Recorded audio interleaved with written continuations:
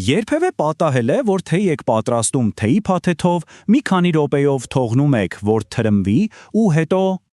Վերադառնում եք ու տեսնում, որ բաժակի կողքին թեյի մի փոքրիկ, բայց շատ նյարդայնացնող լճակ է գոյացել։ Եթե այո, ապա հաստատ մենակ չեք։ Դե եկեք այսօր միասին բացահայտենք այս առօրյա առեղծվածի իրական գիտական պատճառը։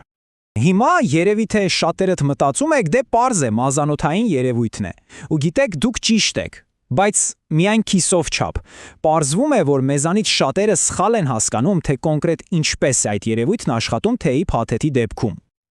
Ահա եւ ամենամեծ թյուրիմացությունը։ Մարդկանց մեծամասնությունը կարծում է, թե թեյը կարծես խմելու ձողիկով բարձրանում է հենց թելի ներսով, բայց իրականում այդպես չէ։ Ճշմարտությունն ավելի հետաքրքիր է։ Հեղուկը սողոսկում է դեպի վեր, այն աննկատելի նեղ տարածությամբ, որն առաջանում է թաց թելի ու բաժակի պատի միջև։ Փաստորեն, ինչպես շատ դիպուկ նշում է մեր աղբյուրներից մեկը, եթե դուք կարծում եք, որ թեյը հոսում է թելի միջով, դուք խորապես սխալվում եք։ Ու սա ի դեպ ուղղակի կարծիք չէ, սա մաքուր ֆիզիկա է։ Եկեք մի պահ տրամաբանորեն մտածենք։ Թեյ արտադրող ընկերությունները բնականաբար չեն ուզում, որ իրենց արտադրանքի պատճառով ձեր սեղանին խառնաշփոթ առաջանա։ Այդ պատճառով նրանք միտումնավոր օգտագործում են այնպիսի նյութեր, որոնք հեշտությամբ հեղուկ չեն ներծծում։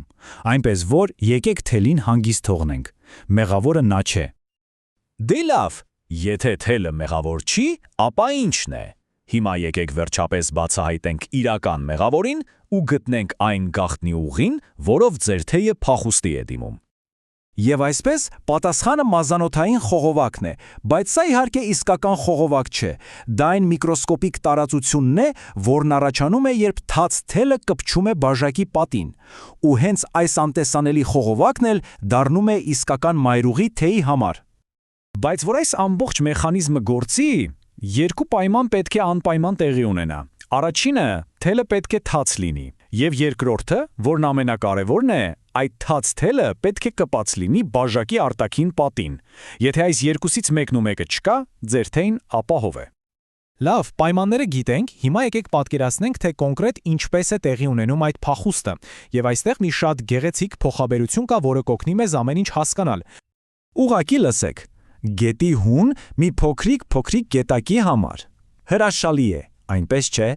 Այսինքն, այդ անտեսանելի տարածությունը բառացիորեն դառնում է մի փոքրիկ գետի հուն, որով ձեր թեյը սկսում է իր ճամփորդությունը դեպի բաժակից դուրս։ Իսկ ճամփորդությունը տեղի է ունենում այսպես՝ քայլ առ քայլ։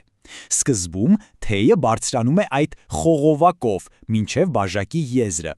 Հետո անցնում է եզրի վրայով ու սկսում իջնել թելի արտաքին մասով։ Արդեն ներքևում մի քաթիլ է ձևավորվում, ընկնում ու այդպես ճանապարհ է բացում հաջորդ քաթիլների համար։ Եվ ամենազարմանալին գիտեք որն է։ Այս բոլորովին անտեսանելի փոքրիկ գետակը կարող է զարմանալիորեն շատ թեյ դուրս բերել բաժակից, ընդամենը մի քանի րոպեում։ Սա շատ արդյունավետ փոքրիկ թեյի գող է։ Լավ, բիտական մասը հասկացանք, բայց ամենակարևոր հարցը իսկ ինչ անել, ինչպես կանխել այս ամենը։ Դե բարեբախտաբար լուծումն անհավանականորեն պարզ է։ Ահա ձեզ մի ոսկե կանոն, որը պետք է հիշել։ Որքան երկար լինի բաժակի պատին կպած թաց թելի հատվածը, այնքան ավելի արագ ու ավելի շատ թեյ կթափվի։ Շատ պարզ է, ավելի կարճ շփում նշանակում է ավելի քիչ խառնաշփոթ։ Իսկ ահա մի փոքրիկ գաղտնիք։ Եթե ձեր բաժակը կիսով չափելի, այս խնդիրը որպես կանոն ընդհանրապես չի առաջանում։ Ֆիզիկան պարզապես թույլ չի տալիս թեյին այդքան բարձրանալ ու դուրս գալ։ Այնպես որ եկեք ամփոփենք։ Լուծումը երկու պարզ քայլից է բաղկացած։ Առաջին, երբ թեյի փաթեթը դնում եք բաժակի մեջ, փորձեք թելը չթրջել։ Բայց եթե այն այնուամենայնիվ թրջվեց, պարզապես համոզվեք, որ այն կախված է ազատ ու չի կպչում բաժակի արտաքին պատին։ Այսքան բան։ Դե ինչ, հաջորդ անգամ, երբ թեյ պատրաստեք ու տեսնեք, որ թելը կպել է բաժակին, արդեն կիմանաք, թե ինչ բարդ ֆիզիկական գործընթաց է պատրաստվում սկսվել։ Եվ սա, գիտեք, ստիպում է մտածել, էլ ինչպիսի փոքրիկ առօրյա առեղծվածներ կան մեր շուրջը, որոնք պարզապես սպասում են, որ մենք դրանք բացահայտենք։